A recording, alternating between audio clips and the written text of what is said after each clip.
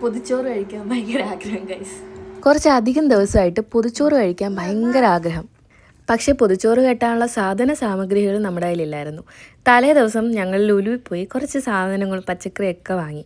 വാഴയില നന്നായി വാട്ടിയിട്ട് അതിനകത്ത് ഉപ്പും വെളിച്ചെണ്ണയും ഒഴിച്ച് നമ്മുടെ കറികളൊക്കെ ഇട്ട് ദേ മടക്കി.